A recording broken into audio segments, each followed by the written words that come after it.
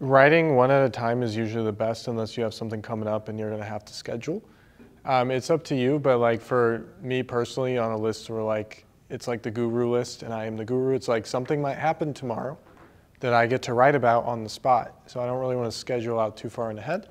But then again, like email is my business, it's my lifestyle, so I'm gonna put more care and attention into that than somebody else who, you know, they sell like products and email is just something they know they need to do, but they're not super passionate about it. So it's up to you, but I find that like if you write a bunch of emails on one day of the week and schedule them out, you're gonna start hating that day of the week because it's gonna be like 7 times the work and you'll start resenting the actual work instead of just a little bit a day. Like I love writing a little every day. I get to it most days.